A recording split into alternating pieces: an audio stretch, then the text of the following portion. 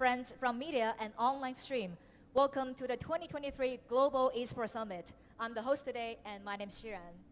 Daniel Koji 先生 Secretary General of Asian Parasports Federation, Senior Colonel Dr.Wandee 东盟残疾人体育联合会秘书长 Senior Colonel Dr.Wandee 女士 Welcome and please come to the stage. 有请大家上台。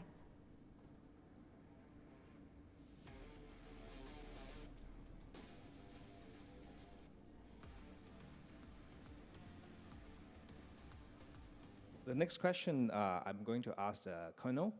But before we start, actually I would like to congratulate you on the successful hosting of the 12th ASEAN Para Games in Cambodia this year. So this year, the esports is actually contested for the first time in the Asian Para Games.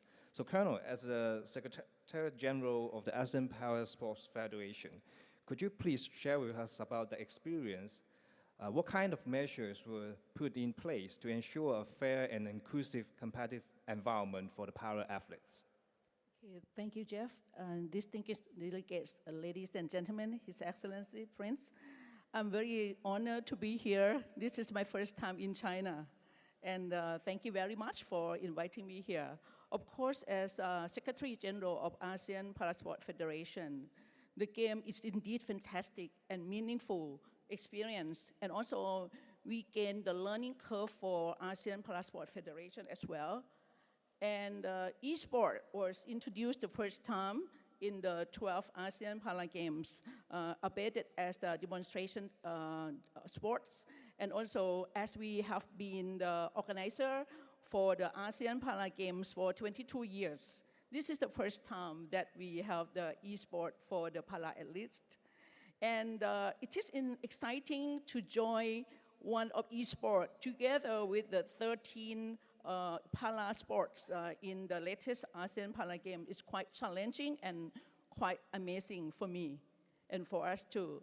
As you can see, and because for the ASEAN Parasport Federation, we have 11 countries: Brunei, Cambodia, Laos, Indonesia, Myanmar, Philippines, Singapore, Thailand, Vietnam, Timor-Leste, Malaysia. So hopefully I can count all 11 countries now.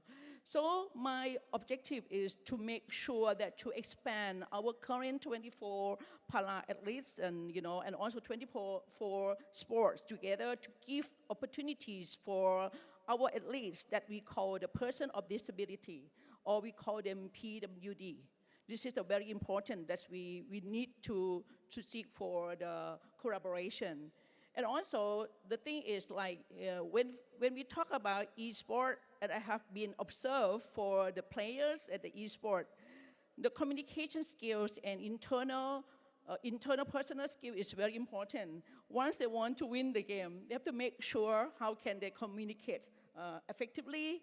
They have to learn how to use, they have to use their feet, their mouth. That's the kinds of thing that's very challenging for impairment of the athletes to join in the games.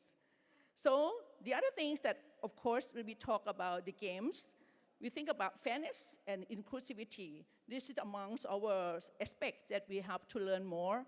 However, since I said that it is very important, how can we find the technical delegates and ITOs who have known about the para esports technical handbooks? We need to talk to some of the experts. One of the collaboration that we can have is from Asian Electronic Sport Federation. We are looking forward to work closely with APSF to make the research and also the investigations, also about how we can make some of the good technical handbooks. We make sure that we make the classification system maintains its fairness and also prevent undue of the advantage. And as of course, this is very important that we have to train our para athletes to understand about the eSport. I myself have to learn about that too. I'm not the eSport players. And the most important things that I really impressed is about the media. The media plays a big role to give the opportunity to the disability people to invite them more to join in the eSport. I can see that most of my para, at least even athletics and anyone when they are having a rest, they play games.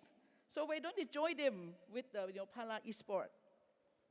So of course, as I said that, thank you very much for AESF, because our abbreviation is quite similar.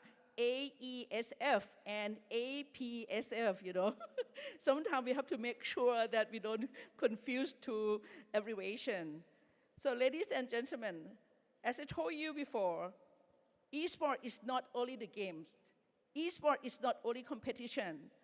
But for the para-athletes, it's a platform for them to learn and challenge in their life. So thank you for the first question. Thank you, Colonel. So we are also very looking forward to future cooperate with the APSF to create a more suitable and scientifically designed esports experience for the para-athletes. So I'm sure with the 19 Asian Games coming up in the September, we can provide a new model for esports, as well as a more fair and inclusive competition environment for the athletes worldwide. Colonel, about how do you see the Asian Games, like what kind of experience and also like what kind of opportunities you can see from the 100 Asian Games to the para-athletes? I would say that actually ASEAN Games in Hangzhou is beyond my responsibility. But however, since the part of the 11 members in the ASEAN, the one that I can see from the observation, and also Mr. Tarek, who observed our e-sport in Cambodia from the APC, he was excited to see and he can apply some. So from that, from my observation, I believe that the ASEAN Games will mark a significant milestones e-sport and can present new prospect for the para players. And also, as I can see previously, we haven't seen much of the para players have faced many kinds of medals or any opportunity. They have quite limited opportunities for the accessibility. They're lacking some of the many equipments and the games. So from that, I believe that for the growing of the collaboration and also of this one, the people with disability have more opportunities. And I can see what I can observe that the first one is about we can have more new para eSport leagues that can work together. We can create even small tournament to let them play. And also, I'm here to looking for some funding for them and also to let them join. It's like, okay, last time in Phnom Penh, eSport was the demonstration sport. However, next time in Thailand for sure, we are going to put eSport for para sport for Thailand. And we'd like to convince the government of Thailand. I'm here on behalf of ASEAN Parasport Federation. Even I am from Thailand, but I have to be neutral to help for 11 countries. Yes, of course, Vietnam should be the one because Vietnam, Philippines were a very good, e-sport player. So I like to convince all of the e-sport manufacturers, supporters to support any countries in ASEAN that are close by yours. Or if not, please be my guest, come to Thailand, be my guest, work with ASEAN Parasport Federation, working with us, and we can bring the good thing for the para communities. And as I have to admit that, of course, there will be obstacles, barriers, and challenges, but nothing we cannot overcome if we work together. That's why I'm here. I'm here to see you all. I'm very pleased to meet you all. It's not only for 11 countries. I'm here to see many people around the world. And I want to learn more, not only for the ASEAN Para Games. Since I myself is the Army officer, is the active Army officer, I'm quite interested in the defense e-sport, military e-sport. For those who are developing about the military e-sport, please come and talk to me and we can work together. Anyway, I'm come back here talking about the people with disability. Thank you very much for inviting me here. Looking forward to see you all. Thank you. Thank you, Colonel.